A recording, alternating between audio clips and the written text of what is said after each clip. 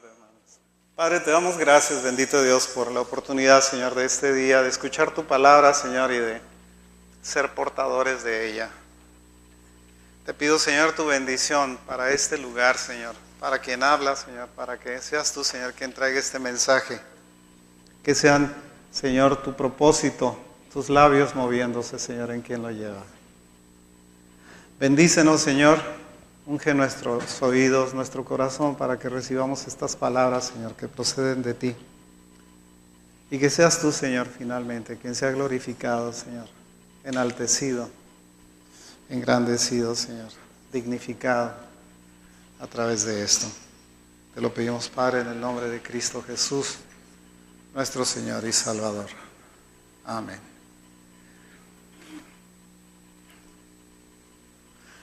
Estoy como desacostumbrado un poquito respecto a la predicación.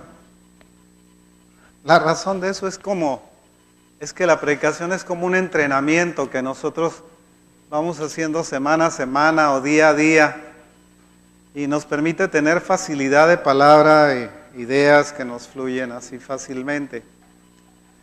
Pero tal vez por la edad, ya estoy ruco, que me vean, ya estoy viejón. A veces necesito integrar mis ideas, necesito recolectar las ideas. Es como antes le llamaban brainstorm, ¿sí? Es como una tormenta cerebral, digamos así, de palabras que se dejan venir y de pensamientos que se dejan venir, y tenemos nosotros que acomodarlos y pedir al Señor que nos dé la oportunidad de acomodarlos adecuadamente para que podamos traer el mensaje que Él desea que nosotros recibamos. En este día quería yo hablarles un poquito sobre la identidad que tenemos.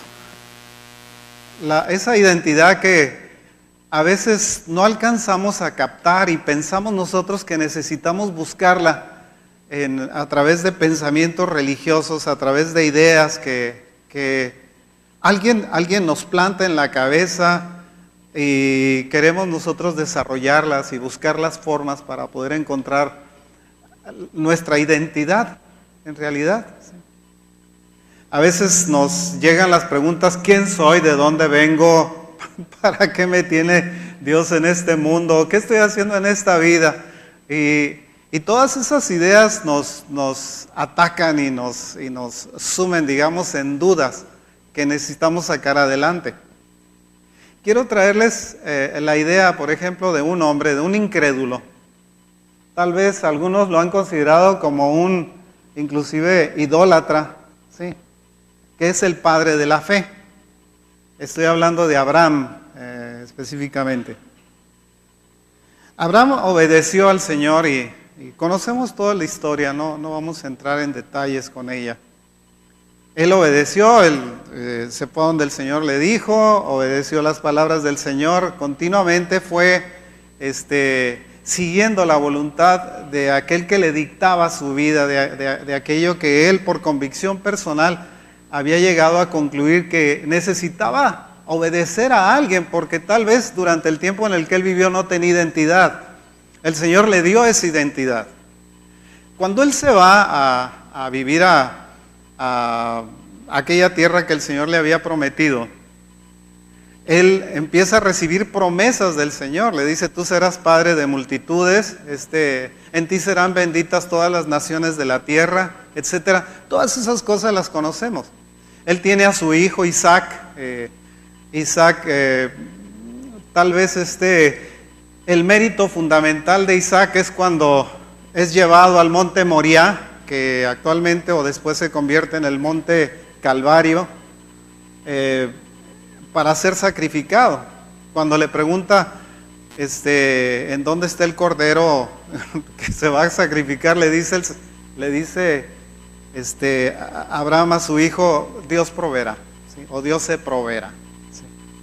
Conocemos la historia. Encuentran a un cordero metido en una zarza, ¿verdad? Atorado de su cabeza, como si fuera una corona de espinas ahí, ¿verdad? Como se había puesto de esa manera. Y lo sacrifican. La pregunta es: ¿quién de los dos?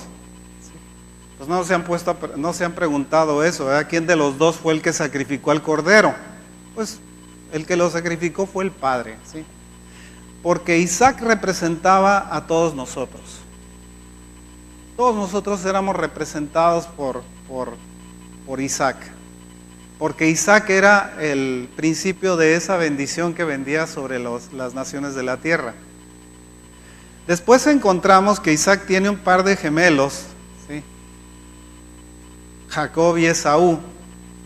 Esaú, siendo el menor, lo escoge el Señor para que él sea la raíz, digamos, o parte del tronco de la descendencia de la que vendría el Señor Jesucristo posteriormente. Y lo encontramos que es protegido por el Señor, pero hasta cierto punto, porque tenía un propósito que cumplir, no tenía identidad. ¿Sí? Recuerden, él no tenía identidad, y a causa de esa falta de identidad, andaba buscando ídolos, andaba robándose las cosas, siendo un tramposo, se casó con 4 mujeres, ¿sí? Etcétera. Las 12 tribus de Israel proceden de estas 4 mujeres. Hasta que tiene un enfrentamiento con el Señor, una confrontación con el Señor en una noche, ¿sí? En donde la Escritura dice que tiene una lucha con Él. En esa lucha, al estar rayando el alba, digamos, al estar amaneciendo, aquel ángel le dice, necesito irme, y le dice, no te dejaré ir hasta que me bendigas, le dice. Y entonces le da una bendición y le cambia su nombre, le da una identidad, le da por nombre Israel, que quiere decir el que lucha con Dios, ¿sí? Cada uno de nosotros hemos sido un Israel en un momento dado, ¿sí? Cada uno de nosotros tuvo su lucha con Dios también. Tuvo su lucha con Dios porque nosotros en un momento dado tuvimos que tomar una decisión respecto a quiénes éramos, ¿sí? Tal vez usted no se ha enfrentado a esa decisión porque todavía tiene dudas, no sé si seguir estas cuestiones religiosas, tal vez esto sea demasiado para mí, yo no estoy dispuesto a cambiar, yo sé que Dios es bueno y que el Señor va a perdonar a todo mundo y que a todo mundo se lo va a llevar, etcétera. Y tenemos una serie de ideas preconcebidas respecto a Dios, pero nos falta tomar una decisión para tener una identidad, ¿sí? Esa identidad nos da el derecho de ser llamados hijos de Dios, sencillamente, ¿sí? Es cuando nosotros recibimos esa identidad, somos llamados hijos de Dios. Resulta entonces interesante el hecho de que es hasta que tenemos esa lucha con el Señor, hasta que nosotros podemos recibir esa identidad. Nos la pasamos peleando con nosotros mismos respecto a que si sería bueno que nos hiciésemos cristianos. Yo he sido católico toda mi vida, yo siempre he pensado que la Virgen me habla, ¿sí? Que tengo una relación con Dios a través de San Judas Tadeo, etcétera.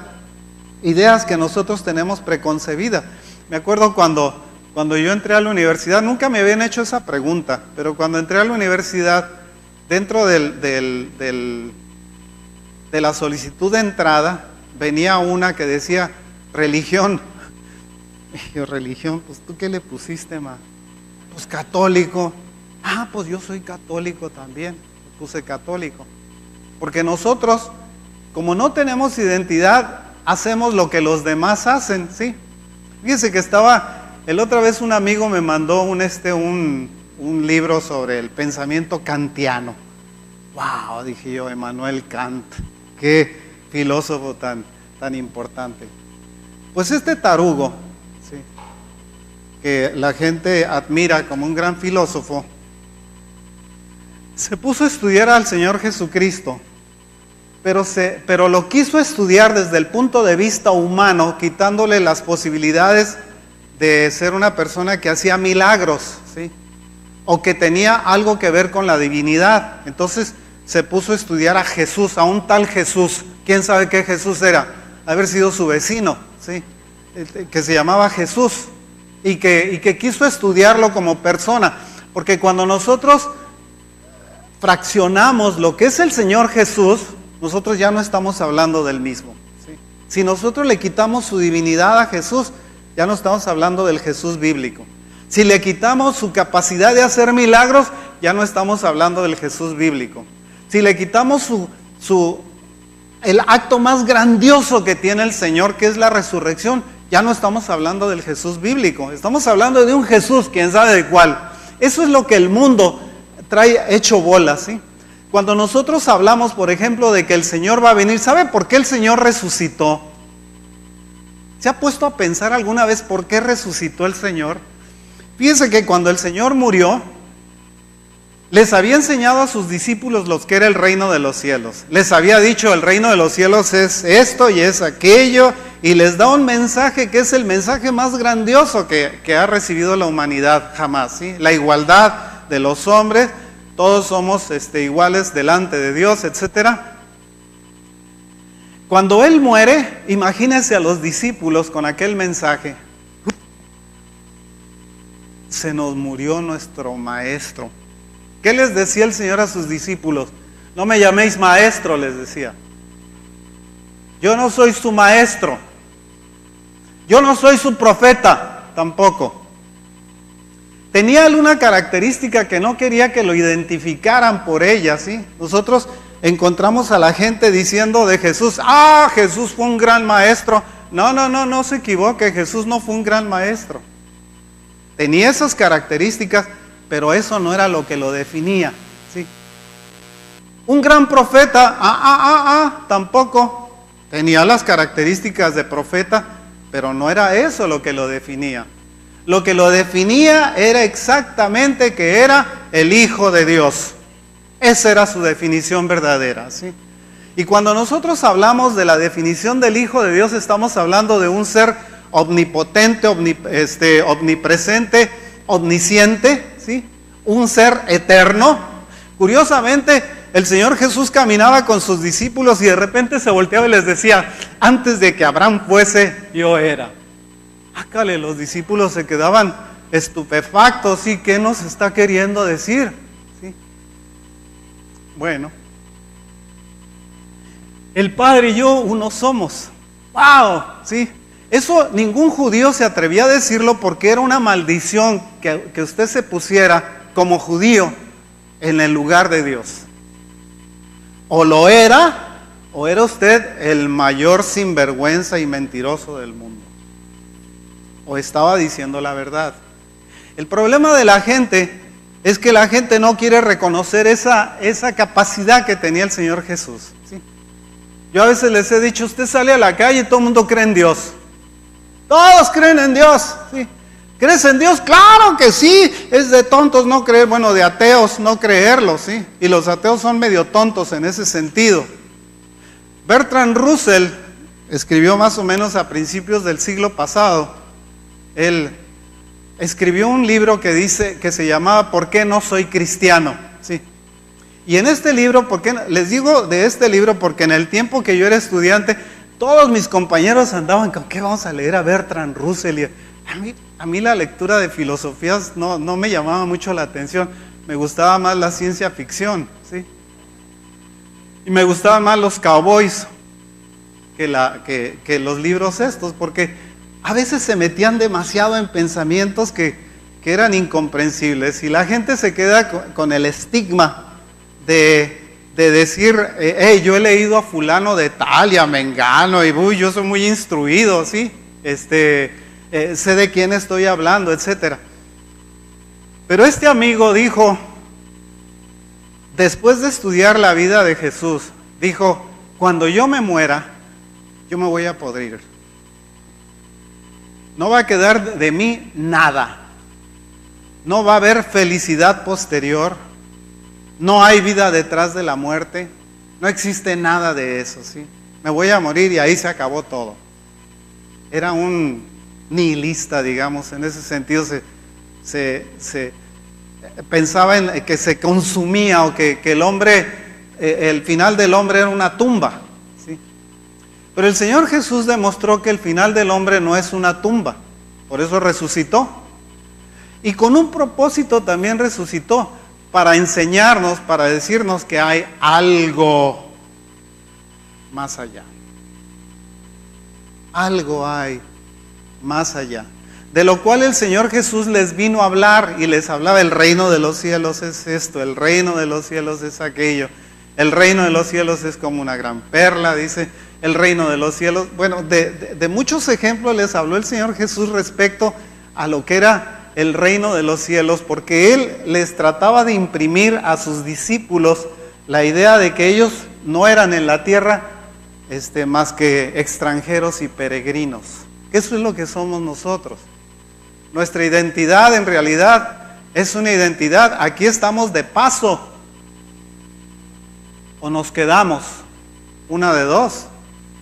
Nos quedamos cuando nosotros somos ateos, o estamos de paso cuando somos creyentes. Esa es nuestra diferencia y nuestra identidad. Ustedes han oído hablar de Josh McDowell, uno que escribió un libro que dice, que se llama Evidencias que reclaman un veredicto, ¿sí? o que solicitan o piden un veredicto, ¿sí? Cuando él era estudiante universitario, un día entró en una de las cafeterías ahí de la universidad donde estaba y se sentó, y estaba una muchacha toda sonriente, así, toda contenta, y este amigo entra malhumorado y le dice: ¿por qué estás tan contenta? Y le dice ella: Jesucristo. Le dice: me tienen harto ustedes con su Jesucristo y con su religión y con la Biblia, yo estoy harto de todas esas cosas. Estoy hablando de un hombre que escribió respecto a lo que es ser un creyente y que en la evidencia que reclama un veredicto, él establece las bases, digamos, de por qué nosotros debemos de ser creyentes. Pero en ese tiempo no lo era, ¿sí? Dedicó 700 horas para demostrar que lo que la Biblia decía era mentira. 700 horas, hermanos. Bueno, divídalo entre 7 horas al día, son 100 días. 3 meses pasados de tiempo tratando de demostrar que la Biblia era una mentira. Y concluyó lo contrario. ¡Yup! Me equivoqué, ¿sí? Estoy delante de una verdad. Otro intelectual, C.S. Lewis, que era maestro en la Universidad de Harvard, ¿sí? También un ateo declarado, se dedicó a estudiar el hecho de que Jesús era una mentira, ¿sí? Y que había sido un mito y que nunca existió y bla, bla, bla, y empezó a recolectar evidencias de escritores de la antigüedad, digamos, Tácito, Flavio Josefo, y otro que había en ese tiempo, no me acuerdo quién era, y encontró que todos ellos hablaban de un Jesús, ¿sí? Que no era un Jesús histórico, me refiero a que no estaba descrito en la Biblia, era un rabino, dice, que fue muerto por Poncio Pilatos. Esa era la evidencia, digamos, que tenía. Entonces sí existió históricamente. ¡Wow! Dice, entonces lo que he estado pensando es una mentira, ¿sí? ¿Sabe? El problema que tienen muchas gentes, fíjense, muchos científicos, es que parten de la idea de que Dios no existe. ¿Se da cuenta de eso? Parten de la idea preconcebida o del prejuicio de que Dios no existe, y entonces hacen todos sus escritos basados en el principio de que Dios no existe y tratan de demostrar la inexistencia de Dios a través de sus escritos, ¿sí? Cuando si nosotros, la Escritura nos dice: voltea los ojos al cielo, dice, puedes ver las obras del Señor. Dice, ve la tierra, dice, ve cómo salen las plantas, los árboles, cómo la naturaleza está sujeta a leyes que Dios puso y que son incambiables, no son inmutables, no pueden modificarse. No podemos nosotros modificar esas leyes que el Señor puso sobre la tierra y sobre el universo. Alguien debió haberlas puesto ahí. Hablan, no, un Big Bang, sí, pero el Big Bang, ¿quién lo provocó? ¿Y qué era antes de ser un Big Bang? Algo había, algo existía ahí para que explotara, ¿sí? ¿Qué fue lo que explotó? ¿Qué había entonces? ¿Sí? Había átomos y había una acumulación. ¿Quién los puso? Esa es la pregunta. Alguien los tuvo que haber puesto ahí. El problema es que partimos de la idea de que algo estaba allá y que nada más ocurrió, ¿sí? ¿Sabe el problema de este mundo? Cuando nosotros no creemos en el Señor, ¿sí? Cuando nosotros negamos la existencia de Dios y nos rehusamos a no querer tener esa identidad que el Señor nos da, esa identidad que el Señor nos brinda diciendo: hey, tú no tienes esperanza, pobrecito, tienes mucho dinero, puedes tener mucho éxito, o eres una persona muy brillante, pero te falta algo, ¿sí? Blas Pascal decía que nosotros tenemos en el corazón como un molde, ¿sí? En donde solamente cabe Dios. Y lo tratamos de llenar con todas las cosas. Tratamos de llenar ese molde con todo y acomodarlo y ponerle plastilina y plastiloca y todo lo que quiera, pero no cabe nada, porque el molde está hecho específicamente para Dios, ¿sí? Hasta que nosotros tenemos al Señor en nuestro corazón, tenemos al Señor dentro de ese molde, entonces es que estamos completos, entonces es que tenemos identidad. Es hasta entonces que nosotros sabemos quiénes somos, a dónde vamos, por qué estamos aquí. Mientras tanto, estamos pensando en un pensamiento existencialista. Cuando todo esto termine, se acabó, ¿sí? Se acabó el corrido, se acabó la vida, se acabó todo, ¿sí? Ese es el problema de mucha gente. ¿Cree usted que la gente no quiere aceptar al Señor Jesucristo? ¿Usted ha conocido a alguien a quien le ha presentado el plan de salvación y la gente le dice: pues lo voy a pensar? ¿Verdad que sí? Cada rato, lo voy a pensar. ¿Sabe cuál es el problema de esa gente? El problema de esa gente es que tienen tanta culpabilidad, tanta falta de identidad, que les da miedo decir: voy a recibir a este super ser, digamos, que se llama Jesucristo en mi corazón, para que yo tenga identidad y para que esa culpabilidad y temor, miedo que yo tengo sea echado para afuera. Pero quieren retenerlo y entonces se defienden con la idea, se defienden con la tonta idea de que Dios es bueno, ¿sí? No, Dios es bueno, y como Dios es bueno, todos nosotros nos vamos a ir al cielo. Oye, erráis ignorando las Escrituras, dice el Señor, ¿sí? Nosotros tenemos la obligación de mostrar la verdad, ¿sí? Erráis ignorando las Escrituras. No te vas al cielo por ser bueno o por cumplir con la ley, ¿sí? Quiero que me pongas esa foto que te pedí, por favor. Fue una balanza que yo hice, ¿sí? Me dije yo, pues así es como yo concibo el pensamiento de Dios, ¿sí? Bueno, ahorita que la encuentren. En donde, aquí está, miren. Más que deje ver si me dan tamaño. Ok. Bájalo un poquito. Eso. Mire, esta es nuestra vida, ¿sí? Nuestra vida tiene un corrimiento, digamos, y tenemos una flecha que nos dirige hacia arriba, hacia Dios. Bueno, y esto cuando creemos en Dios, ¿sí? Curiosamente, cuando nosotros nos podemos plantear en cualquiera de los dos lados, tenemos gracia y salvación por un lado y por otro lado tenemos ley y santidad, ¿sí? Si usted quiere ser santo, porque Dios dice: sed santos como yo soy santo, la única manera de obtener santidad es guardando la ley. ¿Se da cuenta? Usted no puede llegar delante del Señor y decirle: yo soy santo porque creo en ti. El Señor le va a decir: no. Tú eres santo porque tú eres una persona moral, ¿sí?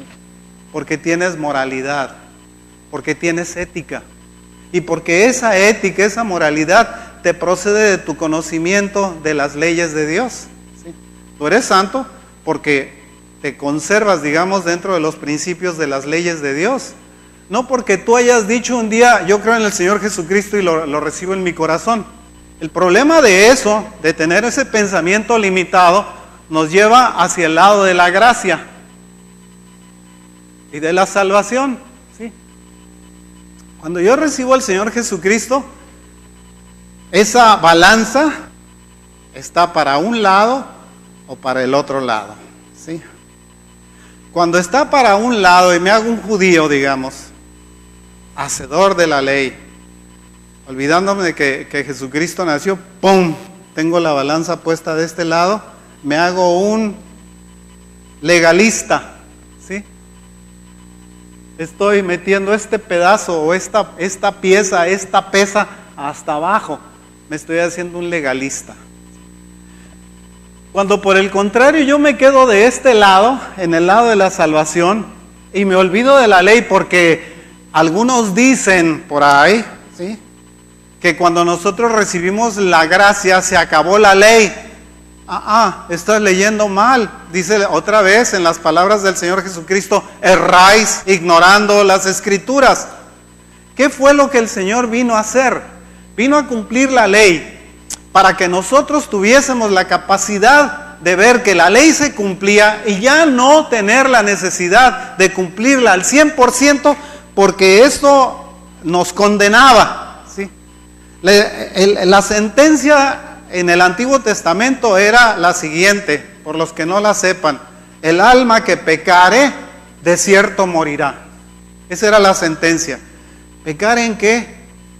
Si nada más dije una mentirita blanca, pues tú pecaste por haberla dicho. Por lo tanto, la sentencia de eso es que te va a caer todo el peso de la ley encima. Cuando tú te haces un legalista, pues yo quiero vivir por la ley. ¿Qué pasa cuando me paso yo hacia el lado de la gracia y me olvido de la ley? Te hiciste un libertino, porque piensas que tú puedes hacer lo que sea y que de todas maneras Dios te va a decir, sí, mijito, véngase para acá, usted es muy santo, porque un día dijo, yo soy santo porque yo acepté al Señor Jesucristo. No, la santidad se obtiene a través del guardar la ley y a través de estar en la gracia. Eso nos equilibra y nos pone en comunión con Dios. Por eso el fiel de arriba, bájale tantito, o ponle pantalla completa para que se vea todo.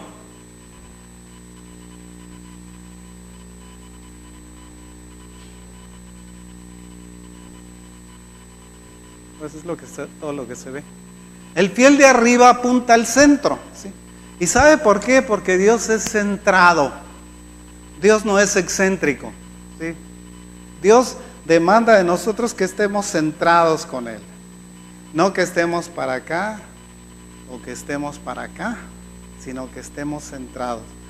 Ley por un lado y gracia. Sin gracia no recibimos el favor de Dios. Y sin ley no podemos decir que somos santos. Así de sencillo, ¿sí? Si nosotros nos animamos, digamos, a pensar que podemos nosotros cambiarnos de un lado al otro sin sufrir las consecuencias del desvío del fiel que está arriba, que se puede hacer para este lado, nos perdemos, fíjese. Eso es lo que le pasa a mucha gente.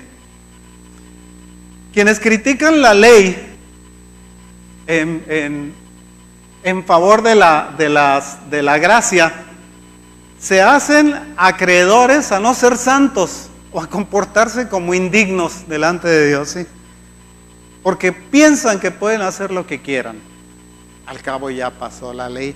Perdón, ¿a qué horas dijo el Señor que había pasado la ley? Lo que Pablo dijo es que nosotros no podemos obtener salvación a través de la ley, ¿sí? Eso tiene que quedarle bien claro. La ley no nos lleva a la salvación, pero tampoco la gracia si nosotros no cumplimos la ley. ¿Me entiende? Usted no puede ser un libertino. Ya puedo matar, ya puedo adulterar, ya puedo hacer lo que se me antoje, ya puedo fornicar, ya puedo... No, hombre, ya la gracia me dio toda la libertad que yo tengo. Al cabo ya soy aceptado por Dios. Ya recibí al Señor Jesucristo y ya puedo hacer lo que se me antoje. No, Señor, porque inclusive el no tener la gracia en nosotros, tenemos una ley escrita en nuestro corazón y en nuestra mente que nos dice, eso que estás haciendo está mal, eso que estás haciendo está mal. La ley está escrita en nosotros, no necesitamos nosotros ser eruditos en las leyes del Señor para saber que algunas cosas que hacemos están desaprobadas por nuestra propia conciencia. ¿Y quién es el que la marca la conciencia? Nuestro Dios, que nos puso esa conciencia en nosotros. Somos hechura de Él. Sabemos muy bien lo que está bien y lo que está mal. Perfectamente lo conocemos. Si nosotros tomamos una parte de las cosas de Dios, otra parte de las cosas de Dios, nos estamos haciendo unos cínicos, porque estamos aprovechándonos nosotros de las verdades del Señor para hacer de nuestra vida un papalote y volarlo como se nos antoje. Por eso es que no cumplimos con el Señor. Por eso es que es más atractivo irse a ver el fútbol que venir a adorar al Señor. ¿Ve la diferencia? Y ahora que viene el mundial, vienen las pruebas. Ahí vienen las pruebas. ¿Qué vas a hacer? Le voy a dar una solución. Grábelo, si es tan importante. Y cuando llegue a su casa se pone a verlo con toda tranquilidad. Pero no sustituya lo que a Dios le corresponde por las cosas del César. Por eso el Señor, cuando le mostraron aquella moneda, les dijo, dad a Dios lo que es de Dios y al César lo que es del César, ¿sí? Y no le pongas pretextos. ¿De qué estoy?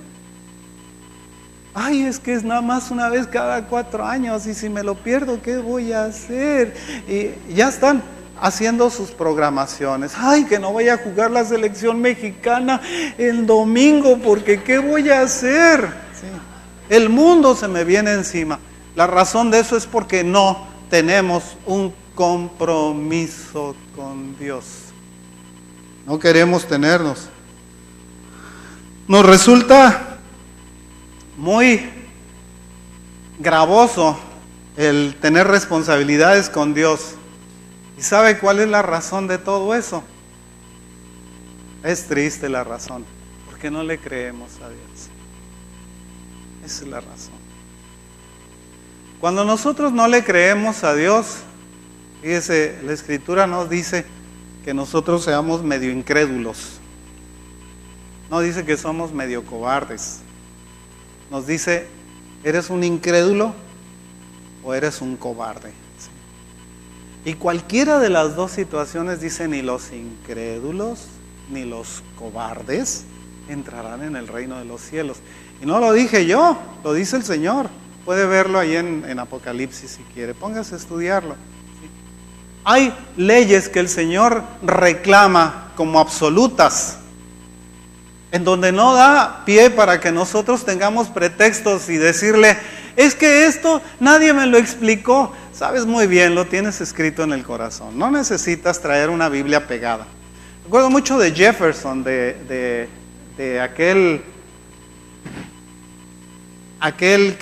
uno de aquellos que escribieron la Carta de Independencia de Estados Unidos, ¿sí? Thomas Jefferson. Thomas Jefferson traía, dicen, ¿verdad? Thomas Jefferson traía un Nuevo Testamento y lo consultaba. ¿Sabe que era un Nuevo Testamento pegado?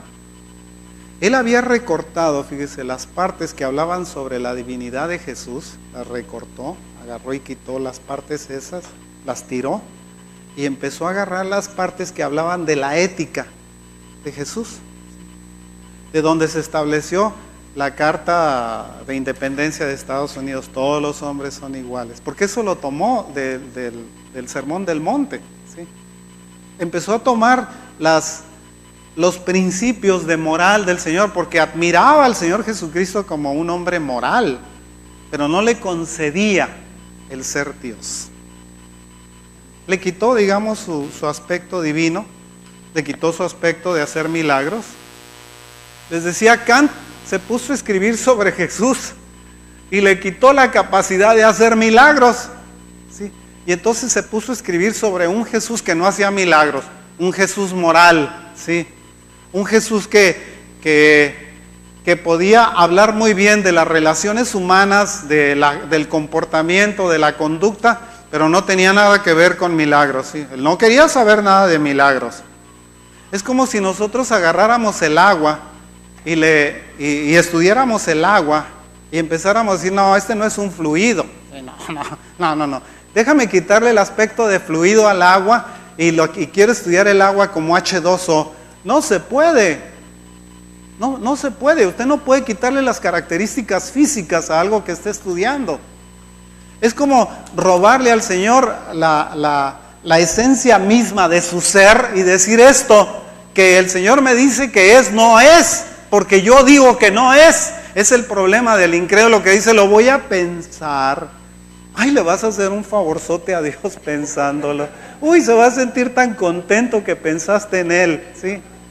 Se va a sentir muy contento de que estás tomando una decisión que puede influir en que te quedes a podrirte, como Bertrand Russell, o que te vayas al cielo, en donde esté el Señor. Y que te conviertas de una persona que no tiene ciudadanía en un extranjero y peregrino en esta tierra, porque tu ciudadanía está en los cielos, ¿sí? Esa es la diferencia. Pero lo voy a pensar, dicen, ¿sí? Y ese lo voy a pensar nos conduce a ideas, digamos, en donde nosotros estamos viendo que esa persona es una gente que tiene muchos problemas en su personalidad y que no tiene definida su identidad. No la tiene definida. El problema de la falta de identidad, digamos, de la persona es que no sabe quién es, a dónde va, por qué existe, etcétera, ¿sí? Déjenme ver porque luego ya me pierdo. Fíjense que Dios es bondadoso y nos ama, ¿sí? Eso todos lo sabemos. Y nos ama. El amor que el Señor nos tiene no está basado en la atracción que Él puede tener hacia nosotros o que nosotros le podemos inspirar, ¿sí? No nos ama por eso. No nos ama tampoco por nuestros logros. Les iba a poner un ejemplo. ¿Quién quiere este billete? Allá salió uno. ¿Los demás no les gustan los billetes o qué? Sí. ¿Quién quiere este billete? Levante la mano, sí. Ahora, fíjese lo que voy a hacer.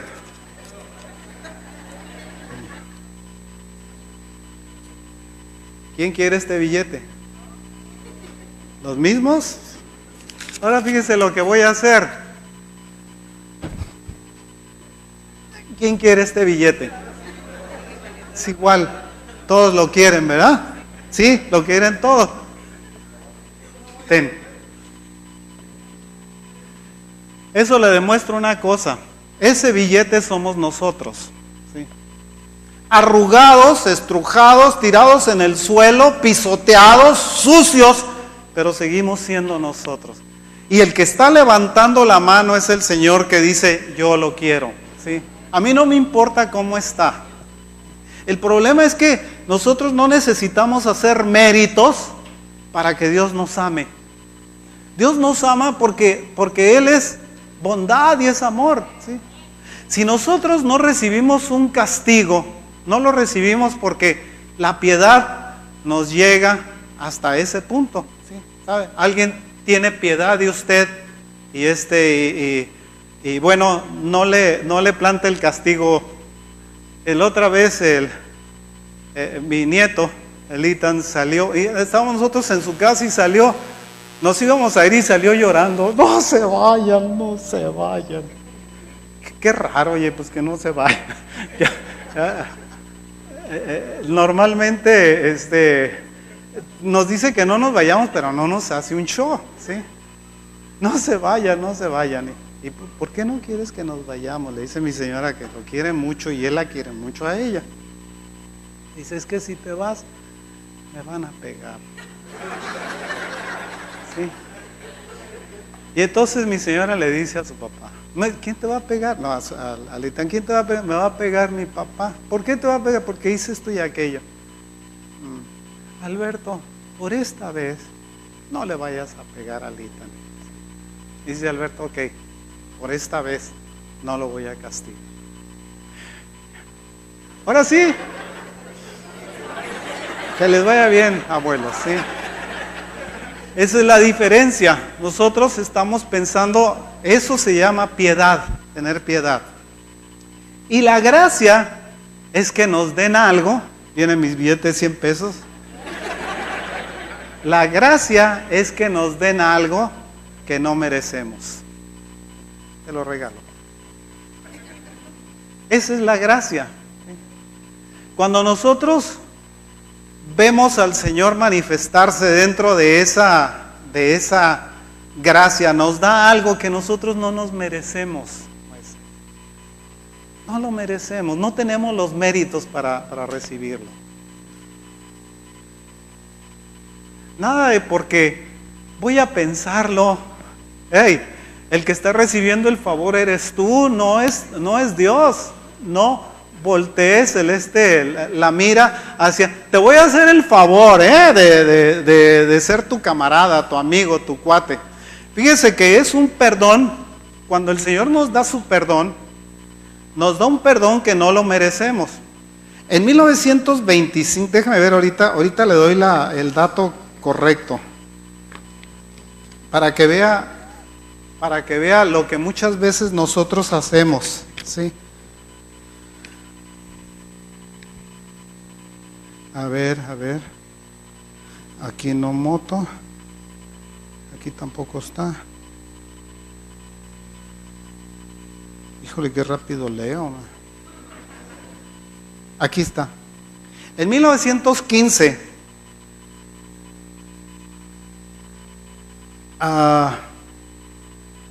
acusaron al editor del New York Tribune, ¿sí?, de no revelar, de que se había violado la ley al negarse a revelar las fuentes que le habían informado algo, ¿sí? Lo metieron a la cárcel. En ese tiempo el presidente Woodrow Wilson decretó que él estaba libre de toda culpa y que podía salir de la cárcel, ¿sí? Dijo, no se te va a culpar nada de lo que hiciste ahora o de lo que hiciste en el pasado.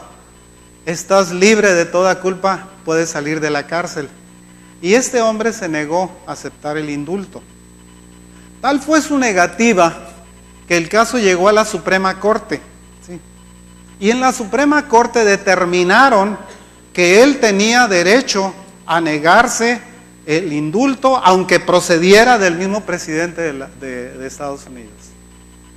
Y lo dejaron en la cárcel. Eso es lo que pasa con los creyentes, bueno, con mucha gente. El Señor les está dando un indulto y dice, me niego. Te estoy dando un indulto, por favor, te estoy sacando de la cárcel, te estoy sacando de la condenación, y tú dices, me niego, no quiero salir de la cárcel, me quiero quedar aquí, ¿sí? Eso fue lo que pasó con este hombre, porque él quería demostrar que ni el presidente tiene derecho a meterse con la voluntad inalienable de una persona, ¿sí? Aunque sea por decreto, él no puede determinar que una gente esté libre o esté encarcelada. Igual Dios te deja libre, ¿sí? ¿Quieres estar encarcelado? Te deja que te encarcelen también. No te impone una cosa ni otra, es tu decisión la que lo hace. Es el ejemplo del hijo pródigo. Papi, dame mi feria porque me quiero despilfarrar y me quiero dar a la milonga y me la quiero gastar, mi herencia, así. ¿Qué le dijo el papá? Ahí está tu herencia, ahí gástatela, ¿sí? Haz lo que quieras con ella. No fue a perseguirlo diciéndole, te la vais a gastar en esto, cuidado, no te metas con mujeres malas, cuidado, no te lo juegues, no, qué sé yo. Al tiempo dice quedó sin feria. Tuvo que conseguirse una chamba cuidando cerdos. Yo creo que para un judío el negocio o el trabajo más indignante que puede tener es cuidar cerdos. ¿Sí? Bueno, pues le tocó de chamba cuidar cerdos y se le antojaba lo que los cerdos comían. Y dice, ¿hasta dónde había llegado su miseria? Hasta que un día, dice, recapacitó y dijo, iré a casa de mi padre y le diré que me haga como el último de sus peones, que no me importa. Cuando él llega, su padre lo ve de lejos y el padre sale corriendo a abrazarlo y lo abraza y lo levanta y lo trae cargando para un lado y para otro. Tráiganle la mejor ropa, dice, tráiganle el anillo, tráiganle, dice, distínganlo porque mi hijo que estaba perdido ha regresado. Y eso es lo que le pasa a una gente cuando regresa al Señor. ¿Sí? Mi hijo que estaba perdido regresó. ¡Wow! ¿Sí? ¿Quién es el que se alegró? Por un lado, el padre, ¿sí? Fue el que le dio mucha alegría y el hijo dijo, ay, híjole, man, pues esto yo no me lo merecía. No pensé que me fueran a dar el traje nuevo y el anillo que me identifica. Y todavía el papá le mató al becerro gordo. Y el hijo mayor dice, papá, ¿le mataste el becerro gordo? Sí, el becerro gordo, papá. Cada que leo yo la historia del hijo pródigo, me llama mucho la atención el reclamo del hijo mayor diciendo, ¿mataste al becerro gordo? ¿Lo mataste? Por este individuo que se malgastó toda su herencia, que hizo de su vida lo que quiso, viniste a matarle el becerro gordo, papá. El problema era el becerro gordo. A esa conclusión llegué. Pobrecito. Amaba mucho al becerro gordo. O quería que se lo mataran a él. Sí. Ese era el problema. De todas formas, la conclusión de eso fue que el Señor fue movido a misericordia, dice, el corazón del Padre fue movido a misericordia y corre a abrazar a su hijo y lo recibe a su hijo como venía, sucio, olía a cerdo. ¿Sí? Las ropas estaban manchadas, rotas, estaba el pobre todo arañado seguramente. ¿Sí? Era una piltrafa de persona. Y así corrió el padre a abrazarlo y a decirle, mi hijo que estaba perdido ha regresado. Porque así es como nos trata Dios. Por un lado, tal vez como un padre justiciero, le hubiera dicho, no. Él buscó esa vida, que se quede allá, que siga alimentando cerdos, que siga cuidando animales. No se merece la vida que él dejó. Eso pensaríamos nosotros dentro de nuestra justicia, ¿verdad? Pero Dios no es así. El Señor agarra y nos da la oportunidad de volver a Él, ¿sí? y de reconciliarnos. Había un hombre, fíjese, ¿se acuerda usted del caso Watergate? Bueno, los otros eran muy jóvenes, ¿sí? El caso Watergate fue un caso de espionaje, en donde estuvieron involucrados 12 de las personas más importantes de Estados Unidos, incluidos el presidente de Estados Unidos, Richard Nixon. ¿Sí? Durante un X tiempo, mantuvieron eso como un secreto y como que no se sabía hasta que se destapó la cloaca, ¿sí?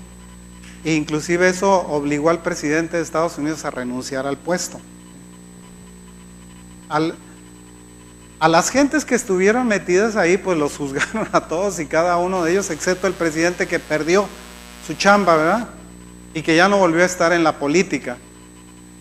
Pero a uno de ellos, ¿sí? Que era uno de los hombres más importantes dentro del grupo de personas que estaban en las secretarías, digamos, de la presidencia de Estados Unidos, que se apellidaba Colson. ¿Sí?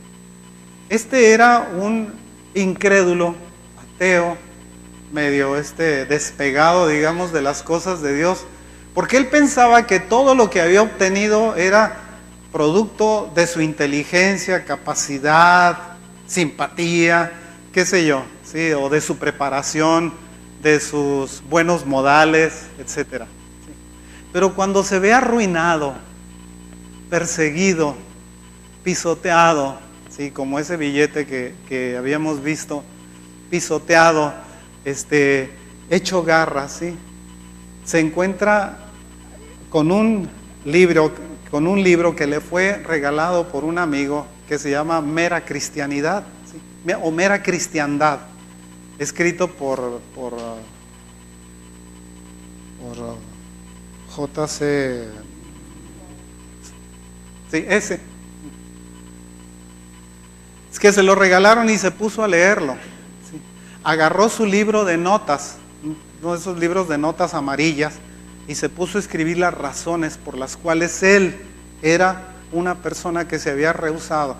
Se encontró a sí mismo como un egoísta, egocéntrico, malhumorado, con una bola de defectos. Se pasó varios días estudiando el libro.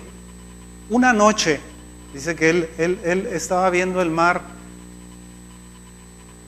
Le gustaba mucho estar observando el mar porque le llamaba mucho la grandeza y no se salía de su espacio designado. Y una noche le dijo: Señor Jesús, yo sé que no te merezco, que nunca he sido una persona que ha sido de tu agrado. Y le hablaba de usted, fíjese, pero le pido que venga a mi corazón. Le recibo como mi Señor y como mi Salvador. Y le ruego que me dé la paz que yo perdí. Dice que a partir de eso, él fue una persona distinta. ¿Por qué? Porque él tomó una decisión que tuvo que ver con su vida.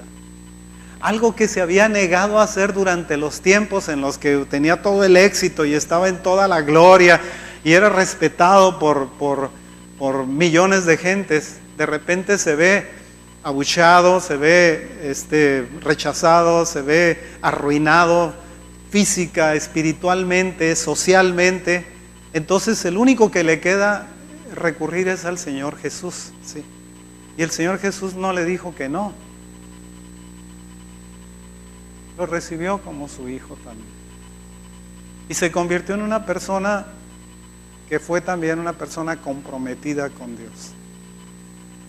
¿Por qué? Porque obtuvo identidad. Ese es el problema. Tal vez era una persona que estaba del lado de la ley, ¿sí? Que un día se salió de la ley y se le fue para arriba la balanza. Y como no hay peso del otro lado, se quedó sencillamente arriba porque ya no estaba en la ley, ¿sí? Pero no tenía la gracia. Entonces lo que él hizo fue colgar la gracia del lado izquierdo y balancear otra vez el fiel al centro y decir: yo soy una persona que de aquí en adelante tengo la gracia del Señor, pero también vivo bajo su ley, ¿sí? Y ese vivir bajo su ley me impide que yo me haga para un lado, para el otro. Nosotros, por ejemplo, aquí en esta congregación hablamos de las fiestas del Señor. ¿Sabe por qué? ¿Usted cree que los estamos atiborrando para que ustedes aprendan lo que es judaísmo? No, no se equivoque. No es esa la razón. La razón es para que usted aprenda qué es lo que Dios espera de nosotros. Eso es lo que Dios espera de nosotros. Que dejemos de celebrar el Día de las Madres, el 10 de mayo, y que nosotros convirtamos todos los días del año en el Día de las Madres. Y todos los días del año convertirlos en el Día del Padre. Y respetar las leyes del Señor, aunque tengamos que ver la televisión. La semana pasada mi esposa les habló algo sobre el sábado, o el séptimo día de la semana. Tal vez para muchos de nosotros digamos que no estamos haciendo sabatistas, No, no nos estamos haciendo, ya éramos. Lo que pasa es que no lo sabíamos.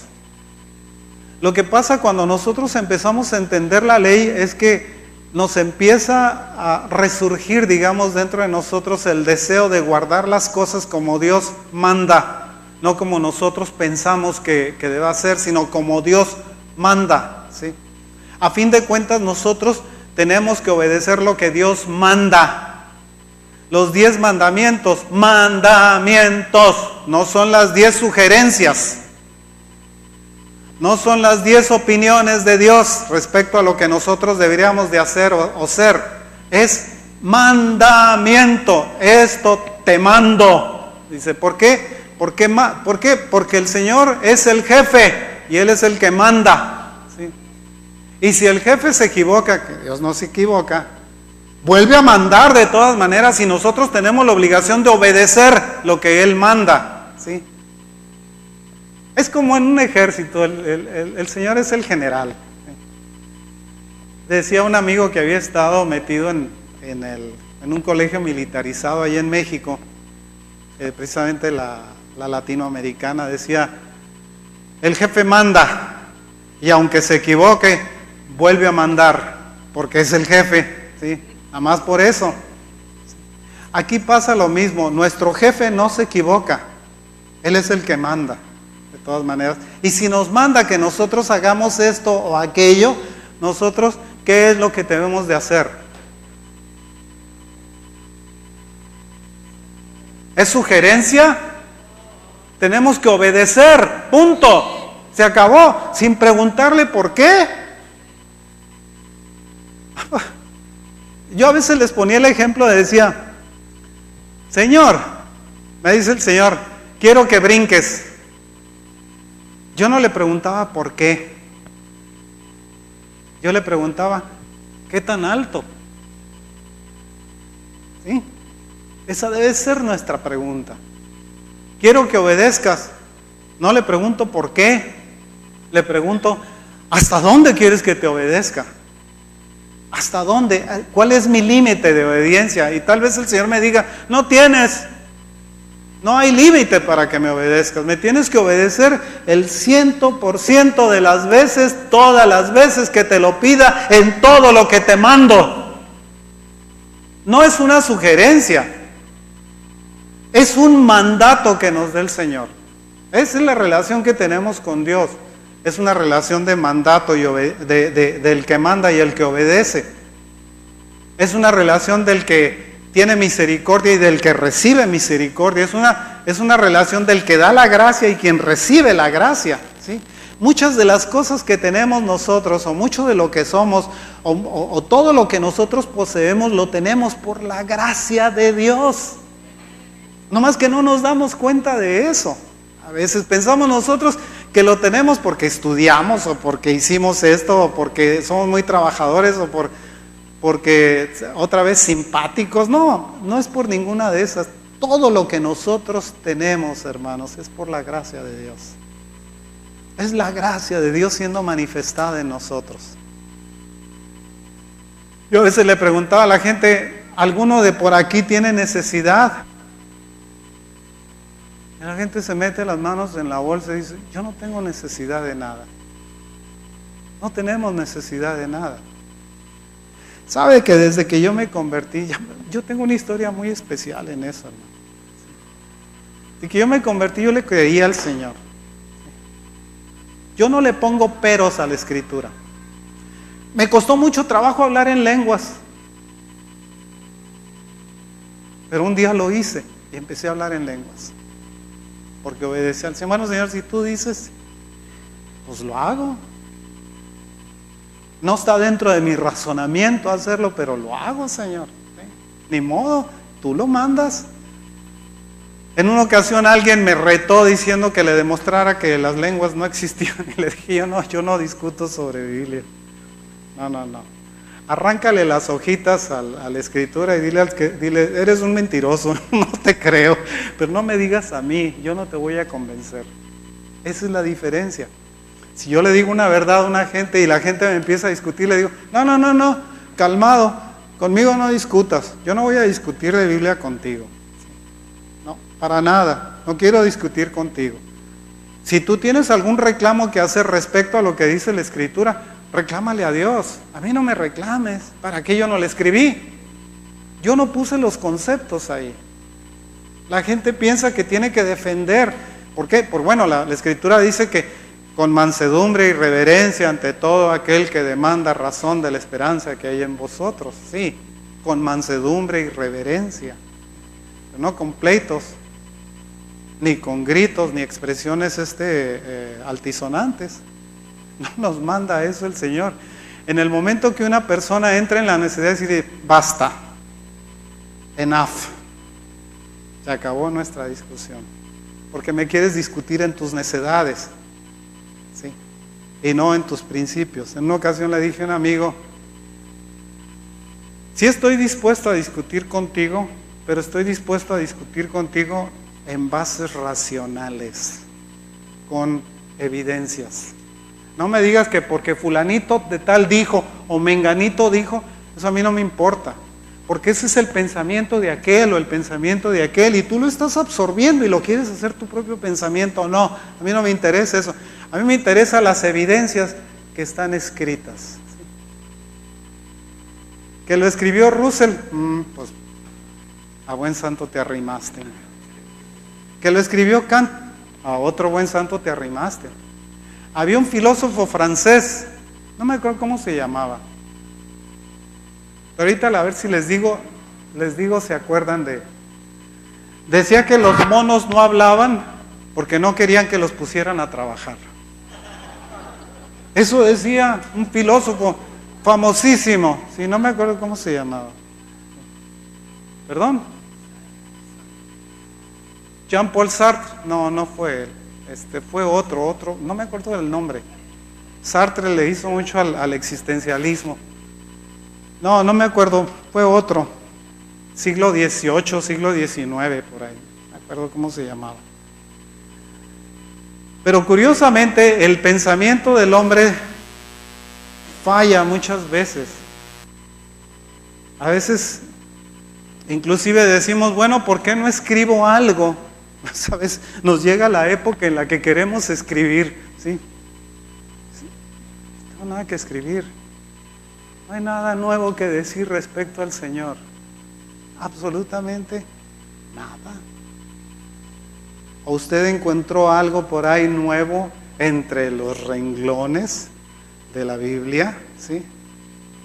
Como escribía un Torcuato Tasso de Tena, decía, los renglones torcidos de Dios. Dios no tiene renglones torcidos. Para el Señor todos los renglones son rectos, ¿sí?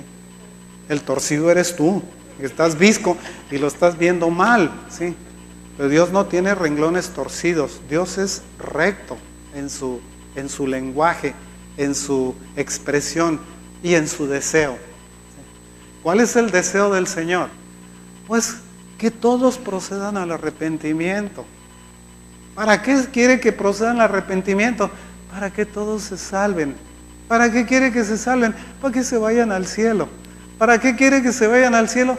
Para que tengan una vida plena de felicidad, con todo lo que han añorado, ¿sí? Ese es el propósito, el deseo de Dios. Es el deseo de un padre hacia un hijo. Pues yo tengo 3 hijos y siempre deseaba que mis hijos fueran muy exitosos, ¿sí? Que nunca tuvieran necesidad de nada, ¿sí? Ese era mi deseo. Pues. ¿Usted cree que yo sobrepaso el deseo de Dios? ¿Usted cree que Dios no desea que nosotros seamos lo mejor? Y sin embargo encontramos mucha gente, ¿por qué Dios permite las guerras y los homicidios y la pedofilia y esto y aquello? Y empezamos a echarle la culpa a Dios de lo que el hombre hace, ¿sí? Porque el hombre lo hace, no es Dios el que lo hace. No está dentro de las cualidades de Dios o de la moral de Dios el permitir o el hacer esas cosas. Esas cosas las hace y se las permite el pensamiento del hombre, no el de Dios. No se equivoque. Nosotros le echamos la culpa al Señor de Dios, al Señor de las guerras. No, la guerra es la falta de comunión que tiene el hombre con el hombre. ¿Sí?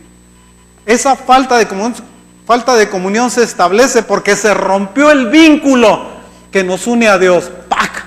Y de la ruptura del vínculo que nos une a Dios se desprenden todas las demás barbaridades que el hombre hace: homicidios, pleitos, iras, contiendas, disensiones, enemistades, pleitos, guerras. Todo lo peor que el hombre hace es porque no está vinculado a Dios, no tiene un eslabón que lo une a Dios. Ese es el problema. Entonces, ¿qué hacemos nosotros? Tenemos que promover ese eslabón para que la gente se una a Dios otra vez. No lo quiere hacer. Lo voy a pensar. Y lo voy a pensar. Y lo voy a pensar. Hey, sigue igual. Sigue haciendo lo que se te antoja. Un día vamos a ser llamados a un juicio ya no muy lejano, tal vez. Un día de estos nos cae un aerolito. O un día de estos nos tiembla. Aquí ya están habiendo temblores arriba de 6 grados y nadie absolutamente ya se alarma. Antes me acuerdo que había un temblorcito de 1.5. Uy, tembló 1.5. Ay, qué desastre. ¿Sí? Actualmente tenemos temblores arriba de 6 grados y nadie dice ya nada. Tuvimos aquí hace 2 o 3 años un temblor de 5. Aquí, se movió así re suave, ¿sí? Estábamos nosotros en mi casa. ¿Sabe qué pasó? El domingo siguiente estaba lleno todo esto. Todos queriendo reconciliarse con Dios. Se acabaron los temblores, otra vez. ¿Sí? La arrancada otra vez para afuera. ¿Por qué? Porque el Señor nos está dando, dice, no aceptaste uno de 5, te mando uno de 6. No aceptas uno de 6, te voy a mandar uno de 7, uno de 8, uno de 9, uno de 10, de 11, de 12. Y entonces vas a ver lo que es moverse, ¿sí? Porque cuando el Señor demanda movimiento hay, ¿sí? Dice, aún lo inconmovible será conmovido, y dice el Señor. Entonces, ya quiero terminar, hermanos. Pues le decía la otra vez a Carla que me gusta predicar porque nadie me interrumpe. Va a ser por eso. Pero, o porque nadie me dice, ahora me toca a mí hablar. No, yo estoy hablando y ahora se calman que... Lo que pasa es que es un honor, hermanos, en realidad, hablarle al pueblo de Dios. Es un privilegio, ¿sí? Es un honor el enseñar algo de lo que el Señor nos pueda dar. Digamos, tal vez muchas de las cosas que dije ustedes ya las conozcan, las sepan, tal vez no. Pero una cosa que quiero que quede bien claro, ¿sí? Es que nosotros somos creyentes porque esto es conveniente para nosotros. La Escritura dice, todo te es lícito, pero no todo te conviene. Le voy a decir muchas veces, inclusive los consejos no nos convienen. Cuando ocurrió el accidente de las torres en Nueva York, ese comploto, no sé qué fue. Cuando el avión le pegó a la primera torre, del piso 94 de la torre sur, que era la que estaba todavía en pie y que no le había pasado nada, una persona tomó el teléfono y le habló a la policía diciendo, un avión chocó en el edificio de enfrente. ¿Qué hacemos? ¿Evacuamos? Le dice. Le contesta la voz. No es necesario. Espérese a ver qué pasa. ¿Sí? ¿Ve lo que es un mal consejo? Fue un consejo con la intención de hacerle un bien, fíjese. Estoy seguro que la persona que contestó del otro lado estaba pensando en el bien de las personas. Pues si les digo que evacúen, van a salir corriendo, ¿sí? Mejor les digo que se queden ahí tranquilitos. A causa de ese mal consejo que muchas veces nosotros recibimos de alguien, ¿sí? Murieron 600 gentes. Le pegó en el piso 80 del edificio de la Torre Sur. Y toda la gente que estaba arriba, hasta ahí llegó el corrido, ¿sí? Sí, esas gentes se murieron por un mal consejo de hombres. ¿Sí? Eso es lo que pasa muchas veces con los consejos que nosotros recibimos, que proceden de la boca del hombre, ¿sí? Bien intencionados, pero malos consejos. Bien intencionados. Estoy seguro que la persona que le dio el consejo a esta persona de que no evacuaran estaba bien intencional, decirle no, que no cunde el pánico. Ay, quédense tranquilos, no les va a pasar nada. No, se acabó el problema, ¿sí? Entonces, el consejo de Dios, hermanos, no es para desecharse, ¿sí? No es para tirarse, digamos, a la calle o al olvido o a no estoy convencido, ¿sí? De manera que nosotros, cuando recibimos al Señor y cuando creemos en el Señor, recibimos identidad. Esa identidad nos hace que nosotros sepamos a quién pertenecemos y de dónde somos y a dónde vamos. Y esa identidad hace que nosotros no estemos dudosos respecto a las decisiones que tomamos alguna vez en nuestra vida, porque esas decisiones son cruciales para nosotros. Voy a hacer una pregunta nada más. ¿Todas las gentes de aquí ya recibieron al Señor o falta alguno? ¿Falta alguno? Levante la mano. No tengan miedo, no muerdo. Allá está una hermana, sí. ¿Alguien más? Yo quiero que entiendan también el hecho de que cuando nosotros recibimos al Señor, no es un acto mágico, ¿sí? Es un acto de voluntad. Y es en la voluntad precisamente de recibir al Señor que nosotros nos vamos a conservar del lado de Él, ¿sí? No, ya recibí al Señor y ya la hice. No. Ya la hiciste en el primer paso, ¿sí? Te falta seguir lo siguiente, ¿sí? Que Dios les bendiga, hermanos. Que el Señor les guarde, que el Señor les prospere en todo. Ahorita van a orar por ustedes, hermanos, ¿sí?